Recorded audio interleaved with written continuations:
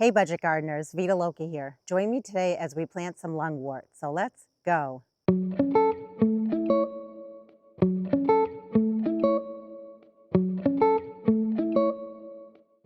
We're not leaving my house to go shopping. We're actually going to shop what I call my plant nursery. My plant nursery is located up my driveway on the right. It's a place where I divide plants from my own yard and I put them down here. It's also a place where when I go to big box stores and I buy plants at the end of the season, if I don't know where I want them to go, they also end up down here. So these aren't just plants that I sell. These are also plants that I keep as a temporary holding place for myself. In fact, if you like to garden, I recommend you make a small plant nursery for yourself. It doesn't need to be this big. It could be a small little area where you just keep plants as a temporary holding spot until you find a home for them in your garden. So I'm going to grab some lungwort that I have in here, and then I'm going to show you what they look like. Lungwort, also known as pulmonaria, is hardy here where I live in New Hampshire Zone 5B. And this video will apply to all different kinds of pulmonaria, so if you have a variety in your yard, you can still follow along. There's so many different kinds out there, and I have quite a bit of it all around my yard that I've divided over time. This variety that I just pulled from my nursery is one that I don't have anywhere in my landscape. I bought it last year. I didn't know what I wanted to do with it, so I took it out of its pot, I divided it up, and now I have 3 plants of it. Well, I found a place where I think it's going to look really pretty. It's a nice shady location. In fact, pulmonaria prefers to be in a shady location. This is what the young leaves look like. You can see that there are light and dark green speckles on the leaf. It's really pretty. And as the leaves get a little bit larger, they could lose their spots on them. But nevertheless, I love the color. I love that it's a light green color. Since this plant overwintered in this small pot, I'm just going to start with cleaning up the base of the plant. So if you were to find a pulmonaria in your landscape or someone else's landscape, you'd probably want to do the same thing. Just clean up the bottom of the plant. Or if you were to buy a plant from a nursery, it might also have leaves at the base that don't look good. You can go ahead and remove those. And if you find any weeds in there, now's a great time to pull the weeds. Another thing you can do to help the plant out is remove some of these bigger leaves.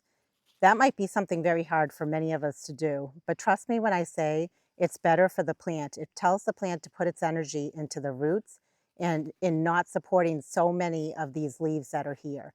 So the next thing I'm going to do is I'm actually going to be cutting off a lot of the larger leaves that are around the plant. And I can always take these and put these in my compost pile. Pulmonaria is a great plant. It ends up sending new leaves from the middle of the plant.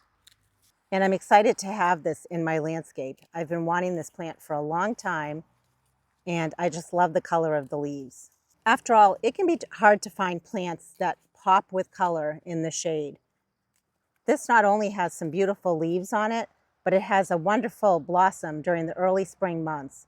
So it provides a lot of interest all year long. That's much better. It's up to you how many leaves you want to remove. Just remember, you want to leave some leaves on here because that's what helps the plant photosynthesize and it helps basically feed the roots. The next thing we're going to do is just take the plant out of the pot. So I'm going to squeeze the sides of the pot. We could definitely just take this plant and put it in the landscape the way it is. I'm going to see if I can pull off a division off of here before we get it planted. So even though the roots are not tangled too much, I'm going to loosen up the roots. And I'm just tugging apart at the plant. And I'm noticing that I do have a small division coming off. There are a lot of different ways you can divide your pulmonaria, but one of the ways you can do it is by tugging it apart.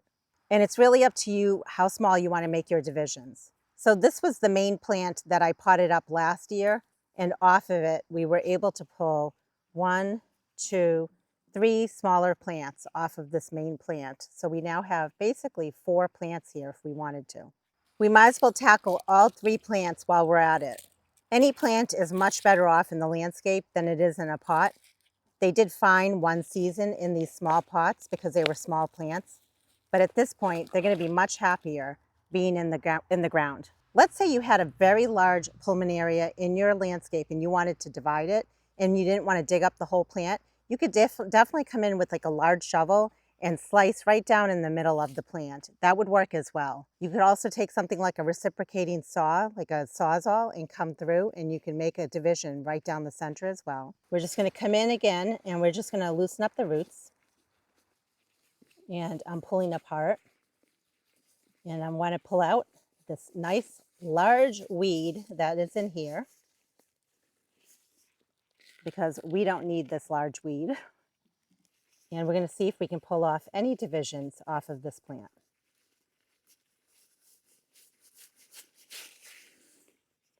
So we have a nice large division over here.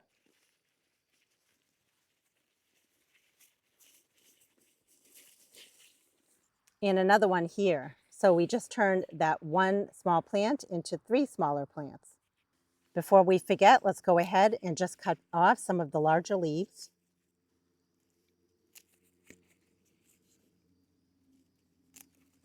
The best time to be dividing your lungwort is really in the very early spring months while the plant is still dormant, or in the late summer, early fall months. You want to make sure you're giving your plant plenty of time for it to establish a good root system before the cold weather sets in. If I was to leave the leaves on here, I can guarantee you within a few days, these leaves would be very droopy. They would not look good. So it really is beneficial all around to remove some of the bigger leaves here. And that looks much better. And we have our final pot. I'm noticing there's also a big weed in here, so great time to pull that out. And let's see if we can divide this down any further. You can see right here, it's starting to send out some new roots at the base of this Pulmonaria plant, which is great. But it also has a nice root system going on. But I just want to be careful as I pull it apart.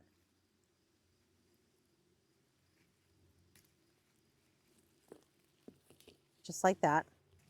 And that was definitely a smaller plant. So we got one good sized plant off of it. And for the rest of it, I'm actually going to just leave it as is. There are a couple of very small plants coming off the side here. I'm going to leave them on there. But let's not forget to cut off some of the bigger leaves. And I'd say that's pretty good. We just turned 3 plants into 9 plants. And just imagine, in another year or two, we can turn 9 plants into 18 or more plants. How cool is that? The lungwort is going to get placed at the base of the tree in what I call my lilac flower bed. It's called the lilac flower bed because I have a nice large lilac tree towards the back of it. Now, you might be wondering, wait a minute, usually lilac trees bloom in full sun. This area is definitely not full sun. I do get blooms on it, but I don't get a ton of blooms on it. And right beneath the tree, it is very shady. And even though it's the afternoon right now, this area gets a little bit of sun in the morning, but not a ton of sun. So it'll be interesting to see on how the lungwort does here, but I have a feeling that it's going to do just fine. So we're going to be placing it right towards the base of the lilac tree. I have some carex in this flower bed, so I'm going to be spacing the lungwort so that they're basically in between each section of carex, but they're not going to be right in the center of each section. They're going to be placed out a little bit from each section. So for example, we have 2 carex here, so the center would be there, and I'm just spacing it out a little bit from the center. One thing that I'm noticing about this area is it is pretty dry. I have drip irrigation in this section of my yard, but I don't believe I have it around the base of the tree. So it's going to be really important for me to add some drip irrigation in here. In fact, I'm noticing some of the plants that I've planted under here earlier in the season are struggling a little bit. And I believe it's because they're not getting enough water. They're competing with the root system of the lilac tree. I did bring over the soil that came out of these pots just in case we needed it, but I'm noticing that the soil right here anyway is pretty good, so I don't need to add any additional soil. It's important to be planting the plants in good soil. I don't want to be planting them directly into the bark mulch. So I'm just making sure that the roots are tucked in and they're beneath soil level. But I want the base or the crown of my plant to be flush with soil level. And once I've done that, I can go ahead and backfill the soil around the base and I can press in. And it's going to be really important for me to be watering these plants every single day for the next number of weeks so that the roots can really establish themselves.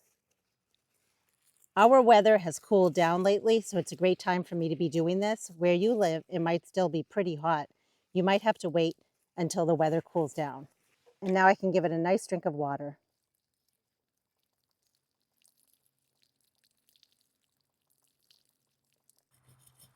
I like to divide my plants down pretty small, but I get it. You might not want to do that. You might want more of an impact, instant impact in your garden.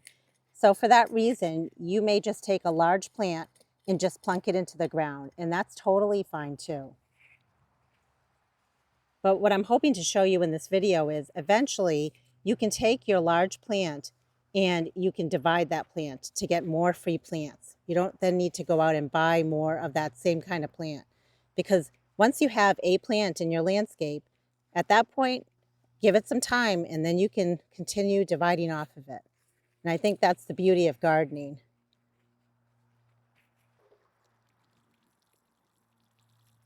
Since we divided the plants down, they're very small, but they will grow over time.